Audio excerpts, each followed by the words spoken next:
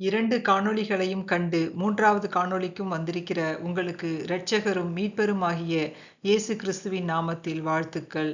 தேவையில்லாதவைகளை பேசுவதை விட நேரிடையாக நாம் தியானத்திற்குள் நுழையலாம்.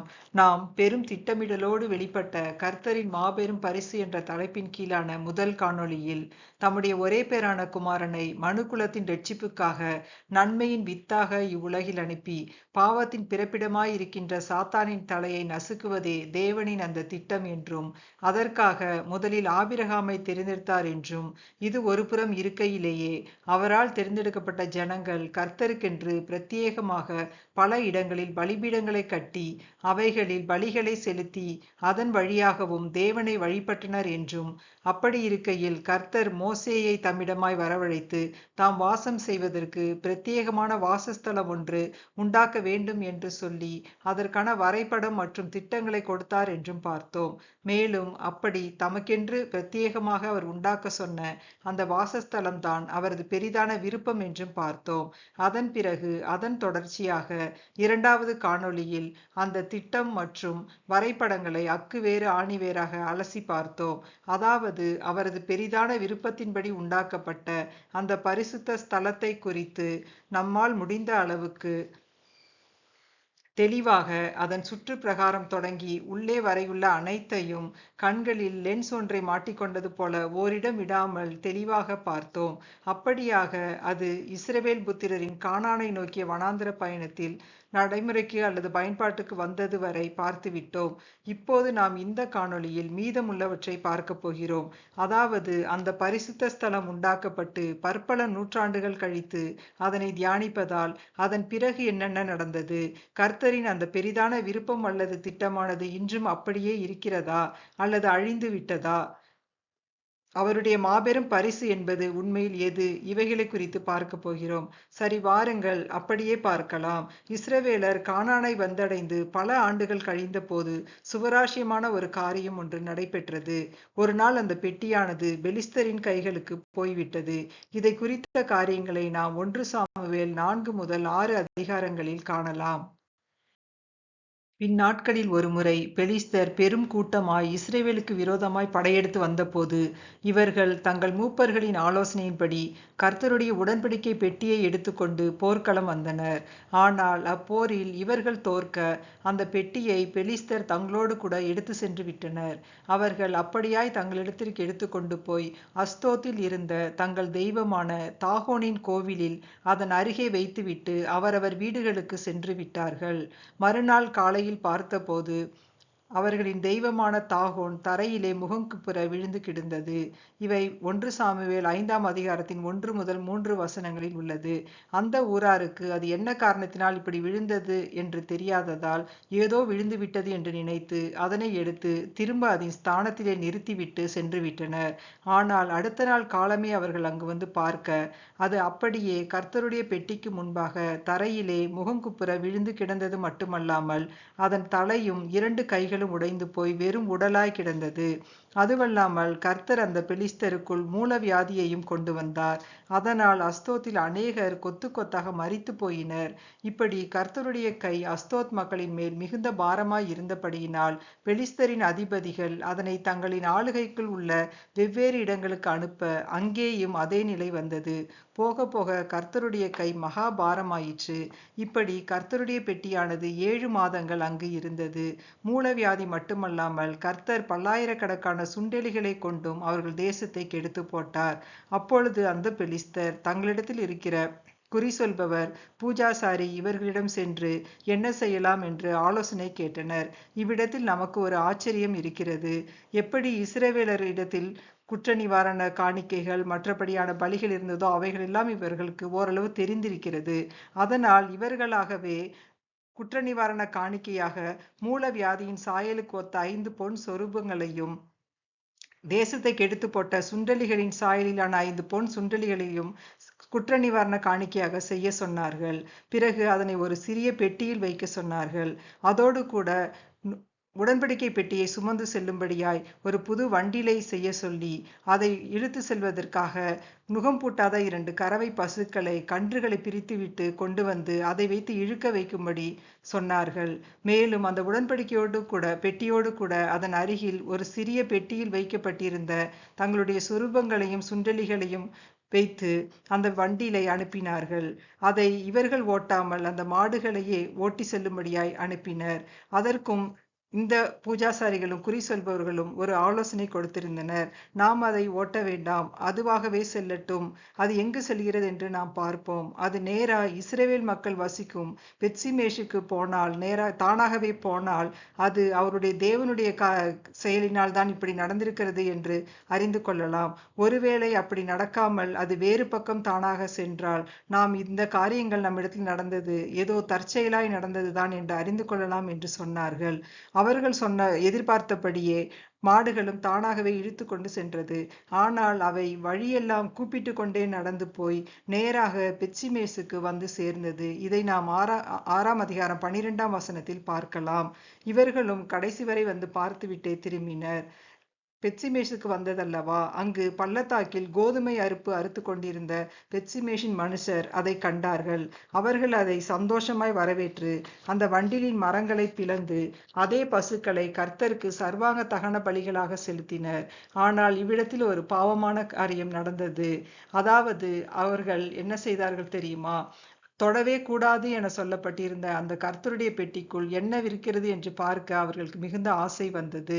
அதனால் அவர்கள் அந்த பெட்டியை திறந்து அதற்குள் என்ன இருக்கிறது என்று பார்த்தார்கள். அதன் நிமித்தம் அன்றைக்கு அந்த பெத்சிமேசின் மனுஷரில் 50,070 பேர் செத்து போனார்கள். இதை குறித்து நாம் 1 சாமுவேல் 6ஆம் அதிகாரம் 19ஆம் வசனத்தில் பார்க்கலாம். இவ்விடத்தில் ஒன்றை கவனியுங்கள். புறஜாதியாரான பெலிஸ்தரின் குறி சொல்லுகிறவர்களும் பூஜாசாரிகளும் கூட குற்ற நிவாரண காணிக்கையைப் போலவே கர்த்தருடைய பெட்டியை எப்படி கையாள வேண்டும் என்பதையும் ஓரளவு அறிந்திருந்தனர். இவர்களோ அறியாமல் போய்விட்டனர். ஆம், புறஜாதியாரான பெலிஸ்தரின் குறி சொல்லுகிறவர்களும் பூஜாசாரிகளும் பெட்டியை திறக்கவே இல்லை. மாறாக தங்களின் குற்ற நிவாரண காணிக்கையான மூலவியாதியின் சாயலிலான 5 பொன் சுரூபங்களையும் சுண்டெலிகளின் சாயலிலான 5 பொன் சுண்டெலிகளையும் வேறு ஒரு சிறிய பெட்டியில் வைத்து அதனை கர்த்தருடைய பெட்டிக்கு அருகில் மட்டுமே வைத்தனர். பெட்டியை திறக்கவே இல்லை. எல்லாம் தெரிந்து பயத்தோடு கையாள வேண்டிய இவர்களோ எதற்கும் துணிந்தவர்களைப் போல திறந்து உள்ளே பார்த்து இத்தனை பேர் மரித்து போயினர். இன்றைக்கு பல சமயங்களில் நாமும் கூட அப்படித்தான் இருந்து விடுகிறோம். பல சமயங்களில் பல காரியங்களில் கர்த்தருடைய கட்டளைகளை துணிகரமாய் மீறி விடுகிறோம். நம்மை சுற்றிலும் இருக்கும் புறஜாதியார் நம்மை பார்த்து, என்ன நீ ஒரு கிறிஸ்தவன் என்கிறாய், கிறிஸ்தவள் என்கிறாய், அப்புறம் எப்படி இதை செய்தாய் என்று கேட்கிறார்கள். என்ன சொல்கிறீர்கள்? நான் சொல்வது சரிதானே? அதனால் இந்த வேளையில் நம்மையும் எப்படி நடந்து கொள்கிறோம் என்பதில் சிந்தித்து பார்ப்போம். சரி, இப்படி பெத்சிமேசின் மனுஷரில் 50,070 பேர் செத்து போனார்கள் அல்லவா? அப்போதுதான் அவர்களுக்கு மிகுந்த பயம் வந்தது. அதனால் அவர்கள், இந்த பரிசுத்தமான தேவனாகிய கர்த்தருக்கு முன்பாக நிற்கத்தக்கவன் யார்? பெட்டி நம்மிடத்தில் இருந்து யாரிடத்துக்கு போகும் என்று சொல்லிக்கொண்டு அந்த பெட்டியை கீரியாத் யாரீமின் குடிகளிடத்தில் அனுப்பினார்கள். இதிலும் ஒரு சுவராசியம் பாருங்கள். உண்மையில் நடந்தவைகளை அவர்களிடம் சொல்லாமல் கீரியாத் யாரீமின் குடிகளுக்கு ஆட்களை அனுப்பி, பெலிஸ்தர் கர்த்தருடைய பெட்டியை திரும்ப அனுப்பினார்கள், நீங்கள் வந்து அதை உங்களிடத்துக்கு கொண்டு போங்கள் என்று சொன்னார்கள். இதை நாம் 1 சாமுவேல் 6ஆம் அதிகாரம் 21ஆம் வசனத்தில் காணலாம். அவர்களும் அப்படியே வந்து எடுத்து செல்ல, அதன் பிறகு அந்த பெட்டியானது கீரியாத் யாரீமின் குடிகளிடத்தில் சென்றது. அவர்கள் வந்து அதை இவர்களிடத்திலிருந்து எடுத்துக்கொண்டு போய் கீரியாத் யாரீமில் உள்ள அபினதாபின் வீட்டிலே வைத்தார்கள். அங்கே அது 20 வருடங்கள் அப்படி இருந்தது. இதை குறித்த காரியங்கள் 1 சாமுவேல் 7ஆம் அதிகாரம் 1-2 வசனங்களிலும் 2 சாமுவேல் 6:3 காணப்படுகிறது. இப்படி இருக்கையில் அதன் பிறகு தாவீது, நமது தேவனுடைய பெட்டியை திரும்ப நம்மிடத்துக்கு கொண்டு வருவோமாக, சவுலின் நாட்களில் அதை தேடாதே போனோம் என்று சொல்லி அதை கொண்டு வர விரும்பினார். இதை குறித்த காரியங்கள் 1 நாளாகமம் 13ஆம் அதிகாரம் 3ஆம் வசனத்தில் காணப்படுகிறது. ஆனால் தாவீதின் இந்த முயற்சி தோல்வியில் முடிந்தது. இம்முறை தாவீது என்ன செய்தார்? ஏன் அவரின் முயற்சி தோல்வியில் முடிந்தது? இதை குறித்தும் பார்த்து விடலாம். இதை குறித்த காரியங்கள் 2 சாமுவேல் 6ஆம் அதிகாரம் 1 முதல் 10 வசனங்கள் மற்றும் 1 நாளாகமம் 13ஆம் அதிகாரம் 1 முதல் 13 வசனங்களில் காணப்படுகிறது. இந்த முறை தாவீது இந்த முயற்சியின் போது 30,000 பேரோடு அங்கு சென்றார். புது ரதத்தின் மேல் உடன்படிக்கை பெட்டியை ஏற்றினார். அந்த ரதத்தை இழுத்துச் செல்ல 2 மாடுகளை பூட்டினார். ரதத்தை நடத்தியவர்கள் அபினதாபின் குமாரரான ஊசாவும் அகியோவும் ஆவர். இப்படி அவர்கள் ரதத்திலே உடன்படிக்கை பெட்டியை வைத்து மாடுகள் இழுக்கும்படி கொண்டு வர நாகோனின் களம் என்ற இடத்திற்கு வந்தபோது அந்த மாடுகள் மிரண்டு பெட்டி அசைந்தது. ஊசா அந்த ரதத்தை நடத்தி வந்த ஊசா உடன்படிக்கை பெட்டி கீழே விழுந்து விடுமோ என்று நினைத்து அதை பிடிக்கிறார். அதனால் தேவனுடைய பெட்டி அண்டையிலேயே ஊசா இறந்து போனான். இதை குறித்து நாம் 6ஆம் அதிகாரம் 6-7 வசனங்களில் காணலாம். இதை கண்ட தாவீது அன்றைய தினம் தேவனுக்கு பயந்து தேவனுடைய பெட்டியை நான் என்னிடத்துக்கு கொண்டு வருவது எப்படி என்று சொல்லி அதை தன்னிடத்தில் தாவீதின் நகரத்தில் கொண்டு வர மனதில்லாமல் கித்தியனாகிய ஓபேத் ஏதோமின் வீட்டிலே கொண்டு போய் வைத்து விட்டார். தேவனுடைய பெட்டியின் நிமித்தம் கர்த்தரோ அதன் பிறகு ஓபேத் ஏதோமின் வீட்டை ஆசீர்வதித்தார். இப்படி அது 3 மாதங்கள் ஓபேத் ஏதோமுக்கு மிகுந்த ஆசீர்வாதமாக இருந்தது. 2 சாமுவேல் 6ஆம் அதிகாரம் 9 முதல் 11 வசனங்கள் மற்றும் 1 நாளாகமம் 13 12 முதல் 14 வசனங்களில் இதை காணலாம். இதை கேள்விப்பட்ட தாவீது அதன் பிறகு அதனை நகரத்துக்கு கொண்டு வரும்படி தன்னுடைய 2வது முயற்சியை செய்தார். ஆனால் இந்த முயற்சியில் அவர் வெற்றி கண்டார். காரணம், இந்த முறை அவர் எல்லாவற்றையும் மிக நேர்த்தியாய் ஒழுங்கும் கிரமமுமாய் செய்தார்.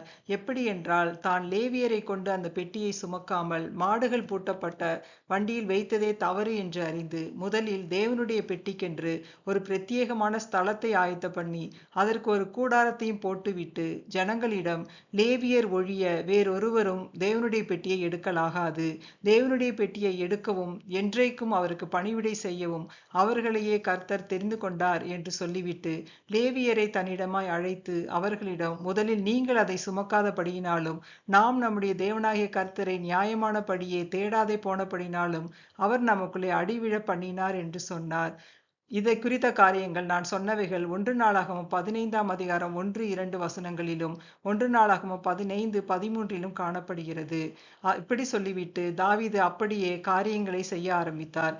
இவைகள் மட்டுமல்ல, மேற்கொண்டு என்னென்ன செய்தாரோ அவைகளையும் கர்த்தருக்கு ஏற்றவைகளாகவே செய்தார். அதனால் அவரின் இந்த 2ஆம் முயற்சி வெற்றி பெற்று தேவனுடைய பெட்டியானது தாவீதின் நகரத்தில் அதன் ஸ்தலத்தை வந்தடைந்தது.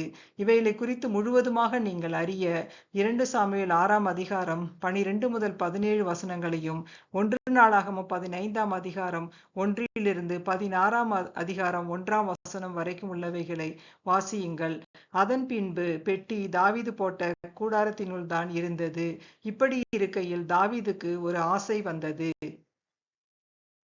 அதனால் தாவீது தீர்க்கதரிசியாகிய நாத்தானை நோக்கி, பாரும், கேதுரு மரங்களால் செய்யப்பட்ட வீட்டிலே நான் வாசம் பண்ணும்போது தேவனுடைய பெட்டி திரைகளின் நடுவே வாசமாய் இருக்கிறதே என்றார். இது 2 சாமுவேல் 7:2 காணப்படுகிறது. ஆனால் கர்த்தரோ தாவீதிடம், உன் நாட்கள் நிறைவேறி நீ உன் பிதாக்களோட நித்திரை பண்ணும்போது நான் உனக்கு பின்பு உன் கற்ப பிறப்பாகிய உன் சந்ததியை எழும்ப பண்ணி அவன் ராஜ்யத்தை நிலைப்படுத்துவேன். அவன் என் நாமத்திற்கென்று ஒரு ஆலயத்தை கட்டுவான். அவன் ராஜ்யபாரத்தின் சிங்காசனத்தை என்றைக்கும் நிலைக்க பண்ணுவேன் என்று சொல்லிவிட்டார். இது 2 சாமுவேல் 7ஆம் அதிகாரம் 12-13 வசனங்களில் காணப்படுகிறது. அதேபோல் பின்னாளில் தாவீதின் குமாரரில் ஒருவனான சாலமோன் கர்த்தருக்கு ஒரு ஆலயத்தை கட்டினான். அந்த ஆலயமானது 60 முழம் நீளம் கொண்டதாகவும் 20 முழம் அகலம் கொண்டதாகவும் 30 முழம் உயரம் கொண்டதாகவும் இருந்தது. இதை நீங்கள் 1 ராஜாக்கள் 6ஆம் அதிகாரம் 2ஆம் வசனத்திலே காணலாம். இப்படி இவை இருக்க கர்த்தர் எரேமியாவின் மூலம் ஒரு தீர்க்க தரிசனத்தை ஜனங்களுக்கு கொடுத்தார். அது எரேமியா 31ஆம் அதிகாரத்தில் 33-34 வசனங்களில் காணப்படுகிறது. அதில் அவர் இஸ்ரவேல் குடும்பத்தோடு பின்னாளில் ஒரு உடன்படிக்கை பண்ணப் போகிறேன். அப்போது நான் என் நியாயப்பிரமாணத்தை அவர்கள் உள்ளத்திலே வைத்து அதை அவர்கள் இருதயத்திலே எழுதி நான் அவர்கள் தேவனாய் இருப்பேன். அவர்கள் என் ஜனமாய் இருப்பார்கள். அதன் பிறகு அவர்களுக்கு யாருமே கர்த்தரை அறிந்து கொள் என்று போதிப்பதில்லை. அவர்களில் சிறியவன் முதற்கொண்டு பெரியவன் வரைக்கும் எல்லாரும் என்னை அறிந்து கொள்வார்கள் என்றார். பலவிதமான கட்டுப்பாடுகளுடன் கூடிய வழிபாடுகள் நடைமுறையில் இருந்து கொண்டிருக்க எரேமியா தீர்க்கதரிசி மூலமாக கர்த்தர் கொடுத்த இந்த தீர்க்க தரிசனமானது நமக்கு மிகுந்த ஆச்சரியத்தை கொடுக்கிறது.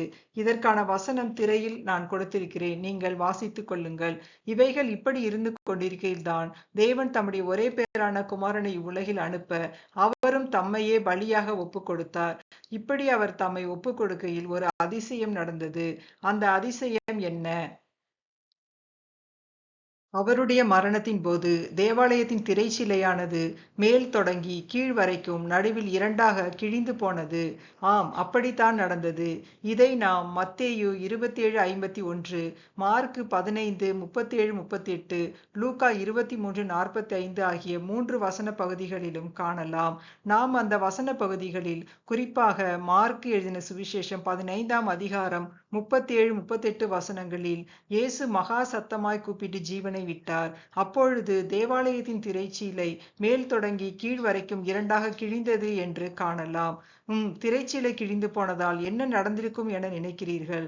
ஆம், மகா பரிசுத்த ஸ்தலம் இனிமேல் மூடவே படாதபடி நிரந்தரமாய் திறக்கப்பட்டு அந்நாள் வரை அதனுள் மறைவாய் வைக்கப்பட்டிருந்த உடன்படிக்கை பெட்டியானது இப்போது எல்லா ஜனத்தாரின் பார்வைக்குமாய் வெளியரங்கம் ஆனது. இதைத்தான் நான் இந்த அருளுரையின் துவக்கத்தில் பெரும் திட்டமிடலோடு வெளிப்பட்ட கர்த்தரின் மாபெரும் பரிசு என்றேன். அதாவது உடன்படிக்கை பெட்டியை கர்த்தர் நம் பார்வைக்கு கொண்டு வந்ததை தான் மாபெரும் பரிசு என்றேன். என்ன சொல்கிறீர்கள்? நான் சொல்வது சரிதானே? மனிதன் திரையை கிழித்திருந்தால் நாம் அப்படி கருத முடியாது. ஆனால் இவ்விடத்தில் மறைத்து வைக்க வேண்டும் என்று கருதிய கர்த்தரே அல்லவா அதை வெளிக்கொண்டு வந்தார். அவரே அல்லவா திரையை கிழித்து போட்டார். இப்படி மகா பரிசுத்த ஸ்தலமானது தேவனுடைய உடன்படிக்கை பெட்டியை தனக்குள் மறைத்து வைத்து தேவனுடைய ஆலயத்தில் ஒரு கருவறையை போன்று நிரந்தரமாய் பொது ஜனங்களின் பார்வையில் இருந்து இப்போது திறக்கப்பட்டதால் தான் நான் இந்த காணொளிக்கான தலைப்புகளில் ஒன்றாக திறக்கப்பட்ட கருவறை என்பதையும் சேர்த்திருக்கிறேன். துணிகரமாய் ஆலயம் முழுவதுமாய் சென்று ஓரிடம் விடாமல் பார்த்து வழிபடும்படி மூடப்படாத கருவறையை பெற்றிருக்கிற நாம் எவ்வளவு பாக்கியவான்கள்! ஆம், நமக்கு கடவுளை வழிபட எவ்வித தடையும் கிடையாது. நாம் பார்க்கக்கூடாத ஒன்றுமே கிடையாது. மறைக்கப்பட்டது என ஒன்றுமே கிடையாது. எல்லாவற்றையும் பார்க்கலாம், எல்லாவற்றையும் ருசிக்கலாம், எல்லாவற்றையும் அனுபவிக்கலாம். இதற்காக நாம் கர்த்தருக்கு இந்த வேளையில் நன்றி செலுத்துவோம். சரி, ஏன் இப்படி நடந்தது? இது எதற்காக நடந்தது? எல்லாம் ஒரு காரணமாகத்தான் நடந்தது. வாருங்கள், அதை குறித்தும் நாம் விவரமாக பார்த்து விடலாம். இயேசுவின் மரணத்தின் போது தேவாலயத்தின் திரைச்சிலையானது மேல் தொடங்கி கீழ் வரைக்கும் நடுவில் இரண்டாக கிழிந்து போன போது வெளிவந்த எல்லாரின் பார்வைக்கு முன்பாக காணப்பட்ட பெட்டிக்கு என்ன பேர்? உடன்படிக்கை பெட்டி. அதற்குள் என்ன இருந்தது? தேவன் இஸ்ரவேலருடன் செய்து கொண்ட உடன்படிக்கையின் அடையாளங்களான சாட்சி பிரமாணம், மன்னா வைக்கப்பட்ட பாத்திரம், ஆரோனின் தளிர்த்த கோல், இவைகள்தான் அவைகளில் இருந்தது. நான் பெரும் திட்டமிடலோடு வெளிப்பட்ட கர்த்தரின் மாபெரும் பரிசு என்னும் தலைப்பிலான இந்த தியானத்தின் துவக்கத்தில் அதற்கான வேத பகுதியாக காட்டி உங்களையும் வாசிக்க சொன்ன யோவான் 1ஆம் அதிகாரம் 1 மற்றும் 14ஆம் வசனம் என்ன சொல்கிறது? திரையிலும் உள்ளது. ஆதியிலே வார்த்தை இருந்தது, அந்த வார்த்தை தேவனிடத்தில் இருந்தது, அந்த வார்த்தை தேவனாய் இருந்தது, அந்த வார்த்தை மாம்சமாகி கிருபையினாலும் சத்தியத்தினாலும் நிறைந்தவராய் நமக்குள்ளே வாசம் பண்ணினார். இதுதான் அங்கு சொல்லப்பட்டுள்ளது. இந்த வசன பகுதி குறிப்பிடும் அந்த வார்த்தை யார்? இயேசு கிறிஸ்து. உடன்படிக்கை பெட்டிக்குள் வைக்கப்பட்டிருந்த சாட்சி பிரமாணம் என்றால் என்ன? கர்த்தருடைய வார்த்தை. அதுவும் வார்த்தை, இதுவும் வார்த்தை. அதாவது சாட்சி பிரமாணமும் வார்த்தை, இயேசு கிறிஸ்துவும் வார்த்தை. அவ்வளவுதாங்க. பெட்டிக்குள் மறைத்து வைக்கப்பட்டிருந்த வார்த்தையே இவ்வுலகத்தார் அனைவரும் காணும்படி வெளிப்பட்டு விட்ட பிறகு அதை மறைக்க இனி திரை எதற்கு? அந்த திரையால் இனி அதை மறைக்கத்தான் முடியுமா? அதனால் தான் இயேசு கிறிஸ்துவின் மரணத்தின் போது அது மேலிருந்து கீழாக இரண்டாக கிழிந்து போனது. அப்புறம் இன்னொன்று, இப்படி வார்த்தை வெளிப்பட்டதால் இன்னொன்றும் நடந்தது. நாம் ஏற்கனவே வாசித்த எரேமியா 31ஆம் அதிகாரம் 33, 34 வசனங்கள் அப்படியே நிறைவேறியது. யாரெல்லாம் கிறிஸ்துவை மட்டுமே தங்களுடைய சொந்த இரட்சகராக ஏற்றுக்கொண்டனரோ அவர்களுடைய இருதயங்களில் எல்லாம் நம் பிதாவாகிய தேவன் பரிசுத்த ஆவியானவரின் துணையோடு அந்த வார்த்தையானவரை, அதாவது அவருடைய பிரமாணங்களை எழுதினார். ஆம், அப்படித்தான் நடக்கிறது. இந்த காணொளியை காணும் நீங்களும் கூட ஒருவேளை அப்படிப்பட்டோரில் ஒருவராய் இருக்கலாம். ஏன் இருக்கலாம் என்கிறேன் தெரியுமா? இருதயங்களில் கர்த்தர் அவருடைய வார்த்தைகளை எழுதுகிறார் என்பது மெய் என்றாலும் அது எல்லாருக்கும் நடப்பதில்லை. யார் இயேசு கிறிஸ்துவை மட்டுமே தங்களுடைய இரட்சகரும் மீட்பருமாக ஏற்றுக்கொண்டு அவரிடத்தில் மட்டுமே தங்களுடைய பாவங்களை அறிக்கையிட்டு அவருக்கு மட்டுமே தங்கள் இருதயத்தை திறந்து கொடுக்கிறார்களோ அவர்கள் இருதயங்களில் மட்டுமே தேவன் இப்படியாக தம்முடைய பிரமாணங்களை எழுதுகிறார். அவர்கள் சரீரத்தை மட்டுமே தனக்கான பரிசுத்த ஸ்தலமாக மாற்றிக்கொண்டு அதிலே பரிசுத்த ஆவியானவரை வாசம் செய்ய வைத்து அவர்கள் இருதயங்களை கற்பலகைகளாக மாற்றி அதிலே தம் பிரமாணங்களை எழுதுகிறார். எனவே இதை கேட்டுக்கொண்டிருக்கும் நீங்கள் உங்கள் இருதயம் கர்த்தரின் கற்பலகையாக மாறிவிட்டதா என இந்த நேரத்தில் தாமே பரிசோதித்து பாருங்கள். இப்படி செய்ததன் மூலம் இயேசுவானவர் உடன்படிக்கை பெட்டியில் வார்த்தைகள் வைக்கப்பட்ட முறையை பழைய உடன்படிக்கை ஆக்கி இருதயமாகிய பெட்டியில் வைக்கப்பட்ட வார்த்தை முறையை புதிய உடன்படிக்கை ஆக்கினார். அதனால்தான் எபிரேயர் 8ஆம் அதிகாரம் 10 முதல் 13 வசனங்கள் அதே எரேமியா எழுதின நிருபம் 31ஆம் அதிகாரம் 33, 34 வசன பகுதியை அப்படியே எடுத்து காட்டிவிட்டு அதோடு கூட இந்த காரியம் புது உடன்படிக்கை என்றும் நியாயப்பிரமாணத்தையும் ஆசரிப்பு கூடாரத்தையும் உள்ளடக்கிய முந்தைய உடன்படிக்கை பழைய உடன்படிக்கை என்றும் கூறுகிறது. நீங்கள் பிற்பாடு எபிரேயர் 8ஆம் அதிகாரம் 10 முதல் 13 வசனங்களை நிறுத்தி நிதானமாய் வாசியுங்கள். அப்படி செய்தால் நான் சொல்வதன் சாரம் அதிலே இருப்பதை காணலாம். எல்லளவும் உள்ளே நுழைவதற்கே தகுதியற்றிருந்த நம்முடைய குட்டி இருதயத்தை அவர் பிரமாணங்களை எழுதுவதற்கான கற்பலகையாக்கியது எவ்வளவு சிறப்பானது! இதற்கு நாம் நம்முடைய வாழ்நாள் முழுவதும் நன்றி சொல்ல வேண்டும். இப்படி இரட்சிப்பின் அனுபவத்தை பெறுவர்களின் சரீரமே ஆசரிப்பு கூடாரமாய் மாறுவதால் தான் 1 கொரிந்தியர் 3:16 நீங்கள் தேவனுடைய ஆலயமாய் இருக்கிறீர்கள் என்றும் தேவனுடைய ஆவி உங்களில் வாசமாய் இருக்கிறார் என்றும் அறியாதிருக்கிறீர்களா என்று சொல்லி புது உடன்படிக்கையின் கூடாரமாக நம்முடைய சொந்த சரீரத்தை சொல்கிறது. இவைகளெல்லாம் இப்படி இருப்பதால் இதை கேட்டுக்கொண்டிருக்கும் நீங்கள் ஒவ்வொருவரும் உங்களின் சரீரம் உண்மையில் தேவனுடைய ஆலயமாக மாறிவிட்டதா என இந்த நேரத்தில் தாமே பரிசோதித்து பாருங்கள். ஆம், உங்கள் பெற்றோர் கர்த்தருக்கு பிரியமானவர்கள் என்பதினாலோ உங்கள் பெயர் கிறிஸ்தவர்கள் வைக்கும் பெயர் என்பதினாலோ உங்களுக்கு எதுவும் கிடையாது. உங்களின் இருதயம் இயேசுவுக்கு திறந்து கொடுக்கப்பட்டிருக்கிறதா என்பதில் தான் இருக்கிறது. எனவே அப்படி உங்கள் சரீரம் தேவனுடைய ஆலயமாய் மாறி இருக்காவிட்டால் இதோ இப்போதே உங்கள் இருதயங்களை இயேசு கிறிஸ்துவுக்கு திறந்து கொடுங்கள். ஒருவேளை உங்கள் இருதயம் தேவனுடைய ஆலயமாக மாறி இருக்குமானால் நீங்கள் இயேசு கிறிஸ்துவானவர் இரட்சகராய் மட்டுமல்லாமல் இப்படி வார்த்தையாகவும் உங்களுக்குள் கலந்திருப்பதற்காய் இந்த நேரத்தில் தாமே கர்த்தருக்கு கோடான கொடி நன்றிகளை ஏறெடுங்கள். அப்புறம் இயேசுவானவர் இப்படி செய்ததால் தான் அவர் சிந்திய இரத்தம் புது உடன்படிக்கையின் இரத்தம் என்று அழைக்கப்படுகிறது. மேலும் அப்படி சொன்னதும் கூட அவரே. ஆம், தாம் காட்டிக் கொடுக்கப்படும் முன்பாக சீஷர்களுடன் பந்தி இருக்கையில் இயேசுவே திராட்சரசத்தை அவர்களுக்கு குடிக்க கொடுத்துவிட்டு பாவ மன்னிப்பு உண்டாகும்படி அநேகருக்காக சிந்தப்படுகிற புது உடன்படிக்கைக்குரிய என்னுடைய இரத்தமாய் இருக்கிறது என்றார். இது மத்தேயு எழுதின சுவிசேஷம் 26ஆம் அதிகாரம் 28ஆம் வசனத்தில் காணப்படுகிறது. அதனால்தான் நாம் இதனை நினைவு கூறும் விதத்தில் ஒவ்வொரு திருவிருந்தின் போதும் திராட்சரசத்தை பருகுகிறோம். இந்த வார்த்தைகளும் கூட கிட்டத்தட்ட அனைத்து ஆலயங்களிலும் அந்த நாட்களில் வாசிக்கப்படுகிறது. இன்னும் தெளிவடைய நீங்கள் மார்க்கு 14:24 மற்றும் 1 கொரிந்தியர் 11:25 வாசியுங்கள். வாசித்துவிட்டு இனி ஒவ்வொரு முறை திருவிருந்து எடுக்கும் போதும் தேவன் உங்கள் இரட்சிப்பின் அனுபவத்தின் காரணமாக உங்களோடு செய்து கொண்ட இந்த உடன்படிக்கையை நினைவு கூறுங்கள். இப்படி இயேசுவானவர் பிதா தன்மேல் சுமத்திய பொறுப்புகளை எல்லாம் சரிவர நிறைவேற்றி புதிய உடன்படிக்கையின் மத்தியஸ்தர் ஆனார். இதை குறித்து நீங்கள் ஆதார வசனம் காண எபிரேயர் 9 அதிகாரம் 15 வாசியுங்கள்.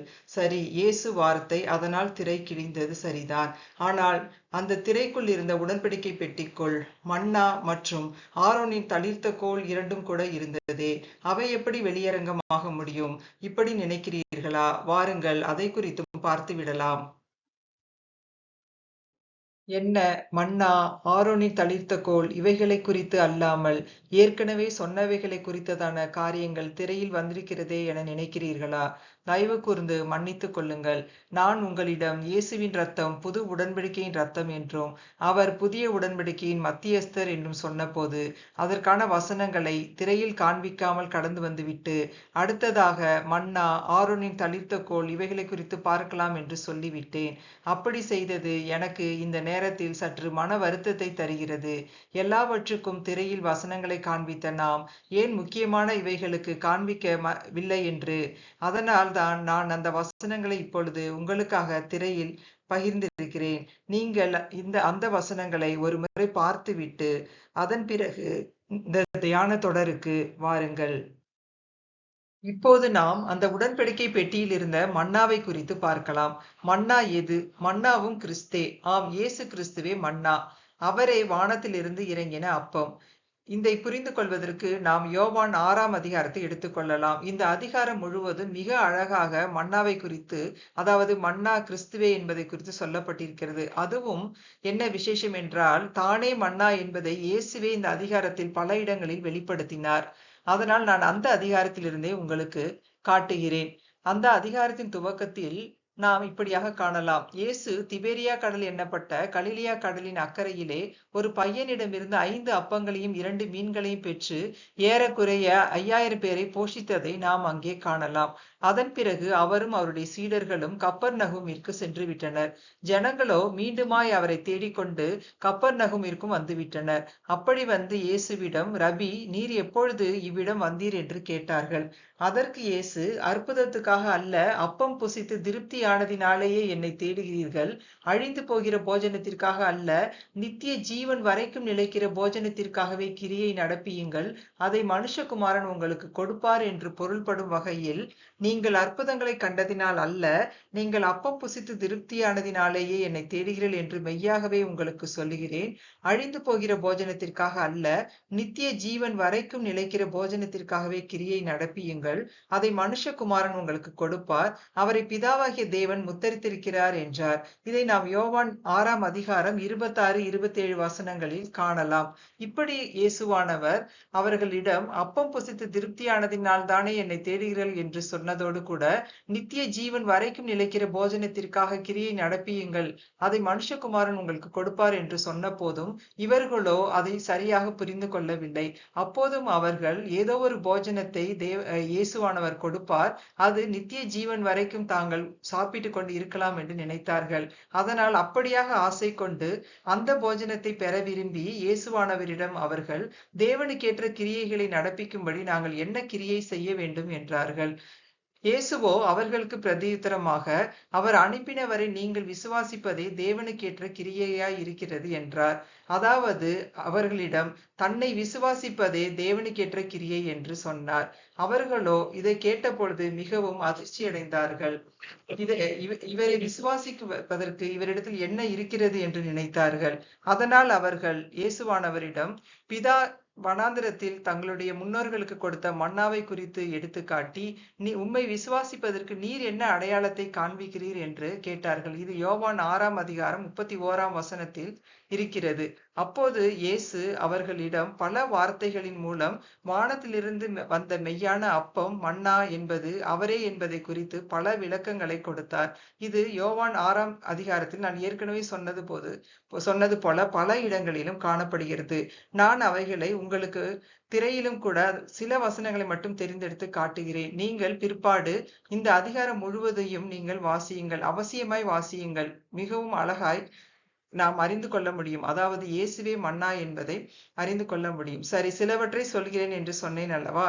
நாம் அப்படியே திரையில் உள்ள வசனங்களையும் கொண்டு அப்படியே பார்க்கலாம். இவர்கள் இயேசுவானவரிடம், என்ன அடையாளத்தை காண்பிக்கிறீர்? பிதாவின் அருளிய அப்பத்தை எங்கள் முன்னோர்கள் சாப்பிட்டார்களே என்று கேட்டார்கள் அல்லவா? அப்பொழுது இயேசு பல வசனங்களை சொன்னதில் சிலவற்றை நான் உங்களுக்கு காட்டுகிறேன் என்று சொல்லியிருந்தேன். திரையில் நீங்களும் பாருங்கள். அவர் என்ன சொல்கிறார்? அதற்கு பதிலாக, வானத்திலிருந்து வந்த அப்பத்தை மோசே உங்களுக்கு கொடுக்கவில்லை. என் பிதாவோ வானத்திலிருந்து வந்த மெய்யான அப்பத்தை உங்களுக்கு கொடுக்கிறார் என்று மெய்யாகவே மெய்யாகவே உங்களுக்கு சொல்லுகிறேன். வானத்திலிருந்து இறங்கி உலகத்துக்கு ஜீவனை கொடுக்கிற அப்பமே தேவன் அருளிய அப்பம் என்றார். அதாவது தானே வானத்திலிருந்து இறங்கி வந்த மெய்யான அப்பம், மோசே கொடுத்தது மெய்யான அப்பம் இல்லை என்றார். இப்படி அவர் தன்னையே அப்பம் என்று சொன்ன போதும் கூட அவர்கள் உணர்வடையவில்லை. இயேசுவோ அவர் தன்னை அப்பமாக காண்பித்தது ஆத்துமாவுக்கு ஜீவன் தருவதை குறித்ததாக இருந்தது.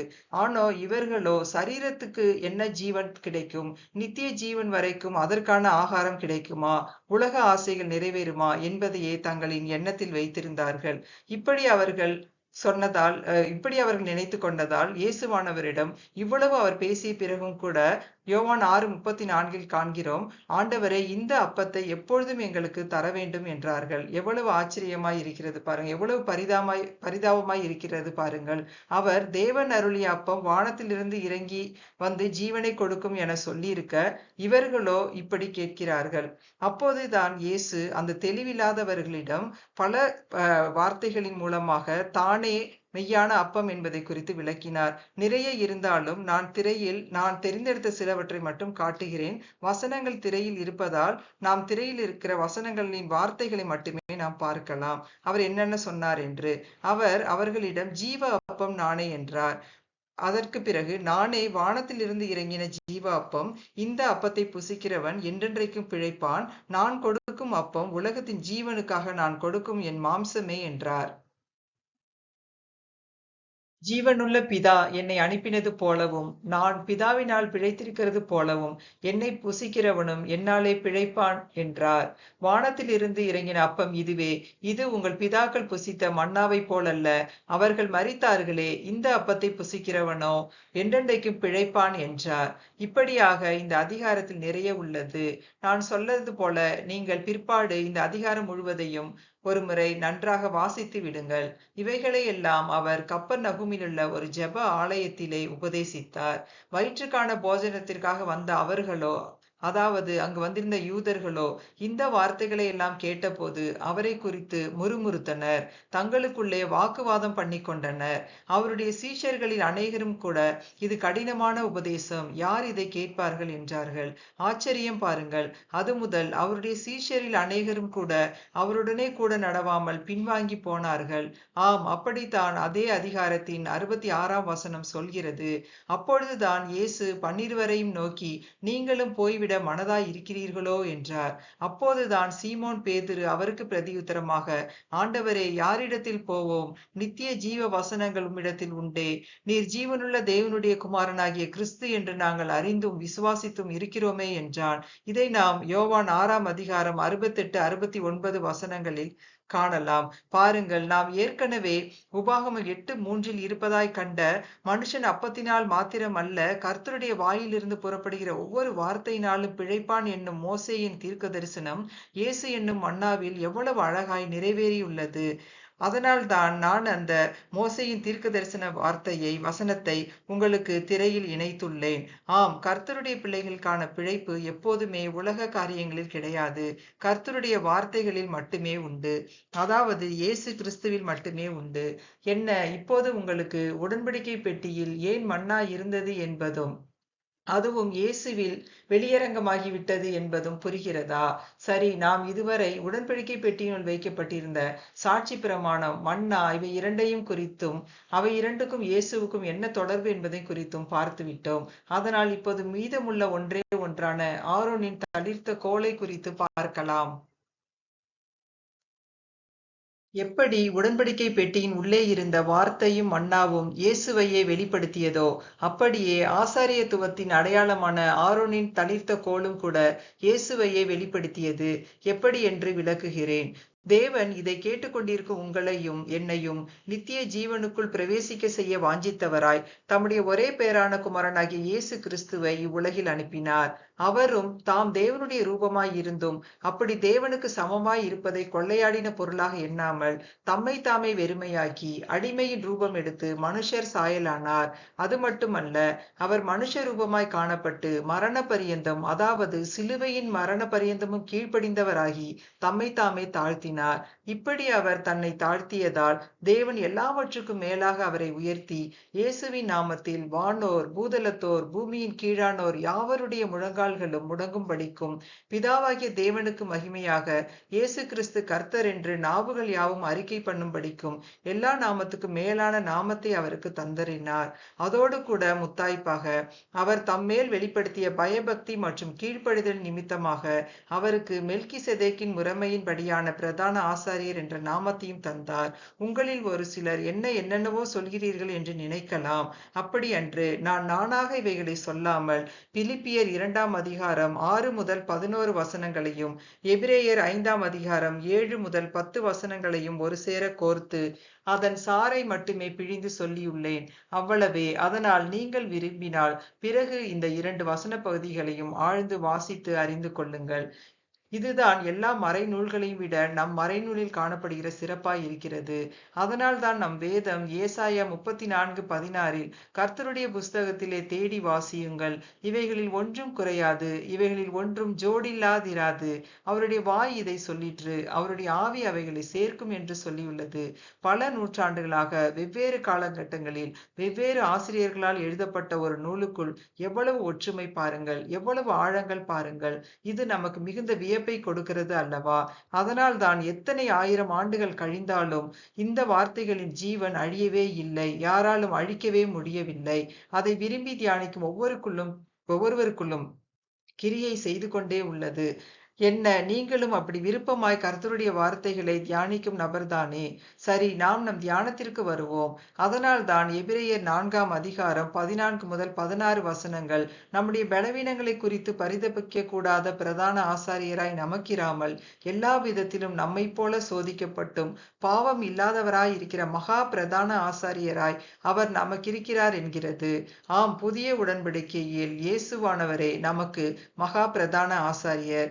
இப்படி தேவனால் மகா பிரதான ஆசாரியர் என்ற நாமத்தை பெற்றதால் ஆசாரியத்துவத்தின் அடையாளமான ஆரோனின் தளிர்த்த கோல் ஏசாயா 11:1 படி ஈசா என்னும் அடிமரத்தில் துளிர்த்த துளிரான கிறிஸ்துவுக்கு உரியதாகி பெரிய கிளையாக வளர்ந்தது.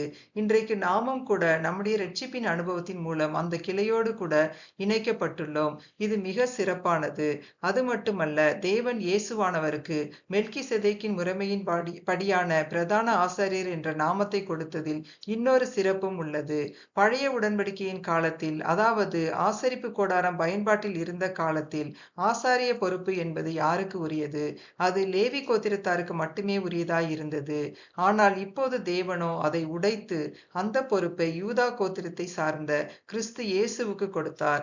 அப்படி செய்து பாரம்பரியத்தை உடைத்து போட்டார். இதுவும் மிக ஆச்சரியம்.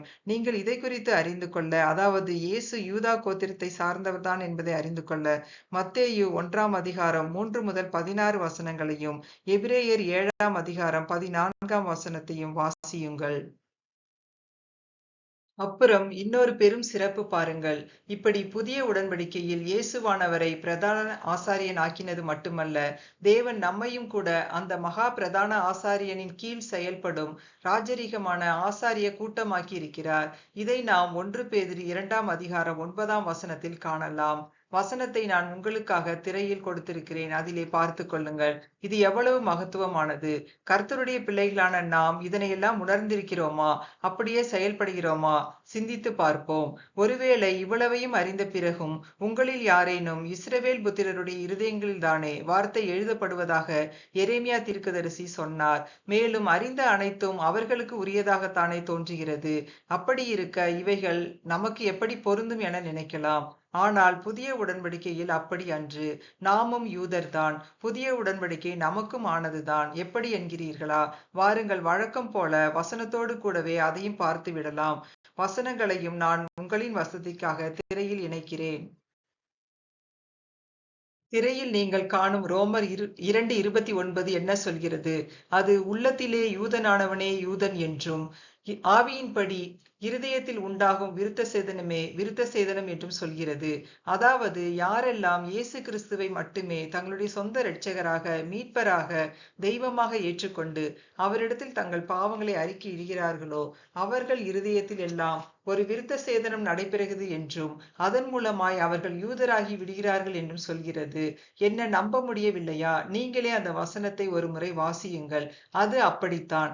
அதனால் இதை வாசிக்கும் நீங்கள் இயேசு கிறிஸ்துவை உள்ளத்தில் ஏற்றுக்கொண்ட அனுபவத்தை பெற்றவராய் இருப்பின், நீங்கள் நிச்சயமாக கர்த்தரின் பார்வையில் இருதயத்தில் விருத்த சேதனம் செய்யப்பட்டு ஆவியினால் பிறந்த யூதரே. அதனால் தான் கலாத்தியர் 3:28 யூதன் என்றும் கிரேக்கன் என்றும் இல்லை, அடிமை என்றும் சுயாதீனன் என்றும் இல்லை, ஆண் என்றும் பெண் என்றும் இல்லை, நீங்கள் எல்லாரும் கிறிஸ்து இயேசுவுக்குள் ஒன்றாய் இருக்கிறீர்கள். நீங்கள் கிறிஸ்துவின் உடையவர்களானால் ஆபிரகாமின் சந்ததியாராயும் வாக்குத்தத்தத்தின்படியே சுதந்திரராயும் இருக்கிறோம் என்று சொல்லி இவ்வுலகம் அனைத்திலும் உள்ள அனைத்து தேவனுடைய பிள்ளைகளையும் கிறிஸ்து இயேசுவுக்குள் ஒன்றாக்கி இருக்கிறது. அதனால் தான் கலாத்தியர் 3:7 விசுவாச மார்க்கத்தார் எவர்களோ அவர்களே ஆபிரகாமின் பிள்ளைகள் என்று அறிவீர்களாக என்று சொல்கிறது. அதனால் தான் கர்த்தரும் அன்றைய நாளிலேயே விசுவாசத்தின் தகப்பனாகிய ஆபிரகாமிடம் பூமியில் உள்ள வம்சங்கள் எல்லாம் உனக்குள் ஆசீர்வதிக்கப்படும் என்றார். இதை நாம் ஆதியாகமம் 12ஆம் அதிகாரம் 3ஆம் வசனத்தில் காணலாம். அதனால் தான் எபிரேயர் 10:1 நியாயப்பிரமாணமானது வரப்போகிற நன்மைகளின் பொருளாய் இராமல் அவைகளின் நிழலாய் மாத்திரம் இருக்கிறது என்கிறது. ஆம், இயேசு கிறிஸ்துவின் வருகையால் நியாயப்பிரமாணம் நிழலாகிதான் போனது. நாம் யூதர்களாகிதான் போனோம். பாருங்கள், எவ்விதத்திலும் தகுதியில்லாத என்னையும் உங்களையும் அவருடைய சொந்த பிள்ளைகளாய் ஆக்குவதற்கு நம் தேவன் எப்படிப்பட்ட பிரயாசங்களை பட்டிருக்கிறார் என்று. அவர் நினைத்திருந்தால் ஆதாமும் ஏவாளும் பாவம் செய்த போதே அவர்களை அழித்துவிட்டு அவர்களின் இடத்தில் வேறு ஜனங்களை உருவாக்கி வைத்திருக்கலாம். ஆனால் அவர் அப்படி செய்யவில்லை. அப்படியாய் பாவத்தினால் வெளியேற்றப்பட்ட சந்ததியானது மீண்டுமாய் அவருடன் கூட ஐக்கியமாகிவிட வேண்டும் என்று அவர்கள் வெளியேற்றப்பட்ட அந்த நாளிலேயே திட்டமிட்டு அதனை செவ்வனே நிறைவேற்றி இருக்கிறார். அதுவும் அவர் அதற்காக எடுத்து கையாண்ட திட்டங்களும் தான் எவ்வளவு அழகானவை, வியப்பானவை. கிறிஸ்துவை சூசகமாக நமக்கு வெளிப்படுத்தும் விதத்தில் அமைத்ததான பழைய உடன்படிக்கையின் கீழான ஆசாரிப்பு கூடாரமாகட்டும், பல்வேறு தீர்க்கதரிசிகளை கொண்டு பல்வேறு காலகட்டங்களில் அவர் உரைத்த ஆழமான தீர்க்க தரிசன வார்த்தைகளாகட்டும், அவைகள் அனைத்துமே நம் கர்த்தரின் ஞானத்தை எவ்வளவாய் அறிவிக்கிறது. இப்படிதான் நம் தேவன் சர்ப்பத்திடம் சொன்ன அந்த நன்மையின் வித்தை நமக்கு பல விதங்களில் சூசகமாக காட்டி சரியான வேளையில் வெளிப்படுத்தினார். அந்த நன்மையின் வித்தும் ஒன்றும் சளைத்தது அல்ல. ஆம், அதுவும் சர்ப்பத்தின் தலையை நசுக்கி போட எவ்வளவு நேர்த்தியாய் காரியங்களை செய்ய வேண்டுமோ அவைகளை அப்படியே செய்தது. அதையும் தன் இஷ்டத்தின்படி செய்யாமல் முழுக்க முழுக்க பிதாவின் சித்தத்தின்படியே செய்தது. ஆம், இயேசுவானவர் இவ்வுலகில் மனுஷகுமாரனாக பிறக்கையில் அப்படித்தான் செய்தார். தன்னை முற்றிலுமாய் பிதாவுக்கு கீழ்ப்படுத்தினார். நம்முடைய இரட்சிப்பின் அதிபதியாகிய அவரை உபத்திரவங்களினாலே பூரணப்படுத்துவதே ஏற்றதாய் இருக்கிறது என பிதா முடிவு செய்த போது அதற்கு அப்படியே தம்மை உட்படுத்தினார். அதனால் தான் இன்றைக்கு நாம் ரட்சிக்கப்பட்டு தேவனுடைய புத்திரர் ஆகியிருக்கிறோம். தேவனை அப்பா பிதாவே என்று உரிமையுடன் அழைக்கிறோம். அப்படி அழைக்க முடியாதபடி தடையாக இருந்த பாவமாகிய சுவர் இருந்த இடம் தெரியாமல் இடிக்கப்பட்டு போனது. அது மட்டுமல்ல, இன்றைக்கு நம் சரீரமும் கூட அவர் வாசம் செய்யும் ஆசரிப்பு கூடாரமாக மாறியிருக்கிறது. நம் குட்டி இருதயம் உடன்படிக்கை பெட்டியாகவும் கற்பலகையாகவும் ஆகியிருக்கிறது. அதிலே எரேமியா தீர்க்கதரிசி சொன்னது போல கர்த்தருடைய வார்த்தைகள் பரிசுத்த ஆவியானவரின் உதவியால் எழுதப்படுகிறது. இப்படி ஒன்று நடந்துவிட்டதால் தான் நம்முடைய ஆலயங்களில் இப்போது எல்லாம் மூடப்பட்ட கருவறை என்ற ஒன்று இல்லவே இல்லை. அது நிரந்தரமாய் திறக்கப்பட்டு போனது.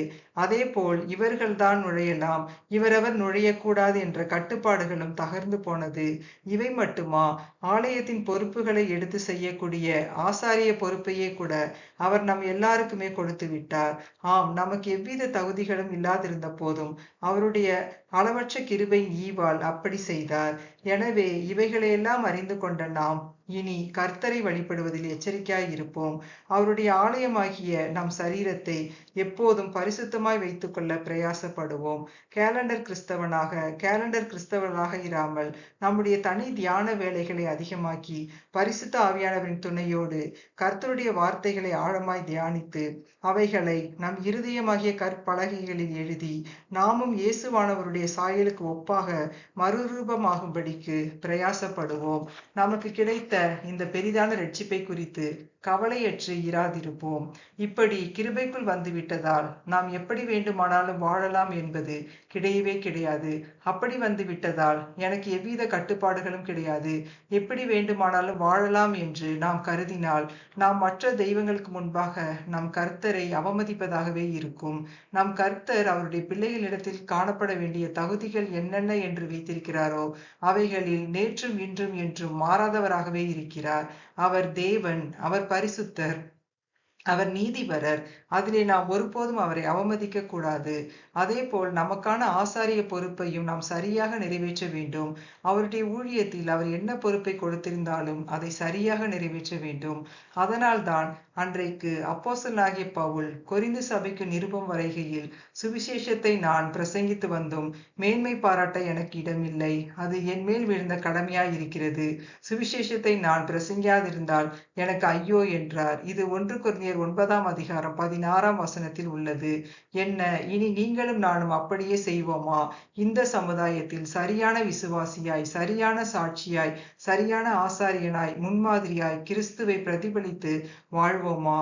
யோவான் 3:16 தேவன் தம்முடைய ஒரே பேரான குமாரனை விசுவாசிக்கிறவன் எவனோ அவன் கெட்டு போகாமல் நித்திய ஜீவனை அடையும்படிக்கு அவரை தந்தருளி இவ்வளவாய் உலகத்தில் அன்பு கூர்ந்தார் என்று சொல்லி நித்திய ஜீவனுக்கு குமாரனை விசுவாசிக்க வேண்டும் என்று சொல்வது போல யோவான் 17:3 ஒன்றான மெய் தேவனாகிய உம்மையும் நீர் அனுப்பினவராகிய இயேசு கிறிஸ்துவையும் அறிவதே நித்திய ஜீவன் என்று சொல்லி அதே நித்திய ஜீவனுக்கு தேவனையும் வார்த்தையாகிய கிறிஸ்துவையும் அறிய வேண்டும் என்றும் சொல்லி இருப்பதால் பெற்ற ரட்சிப்பின் அனுபவத்தோடு கூட தேவனையும் வார்த்தையாகிய கிறிஸ்துவையும் மிகுந்த பிரயாசத்துடன் வேதத்திலிருந்து அறிவோமா?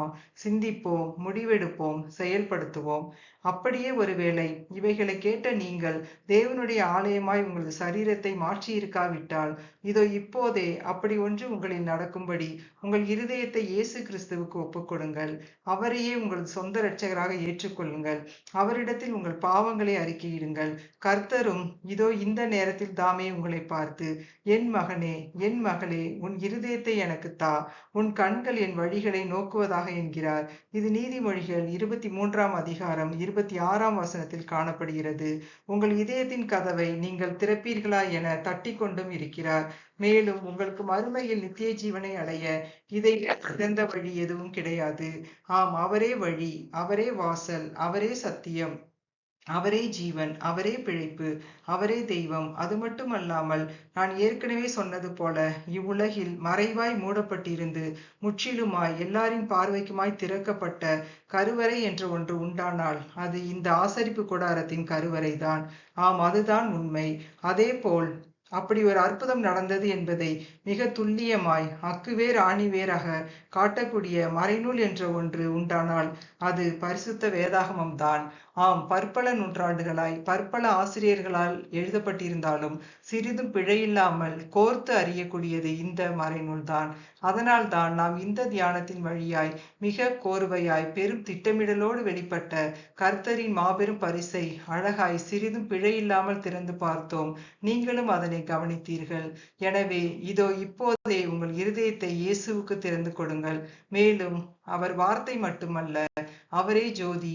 உலகத்திலே வந்து எந்த மனுஷனையும் பிரகாசிப்பிக்கிற மெய்யான ஒளி அவரே. என்னை இந்த வேளையில் தாமே உங்கள் இதயத்தை இயேசுவுக்கு திறந்து கொடுப்பீர்களா? நன்றி.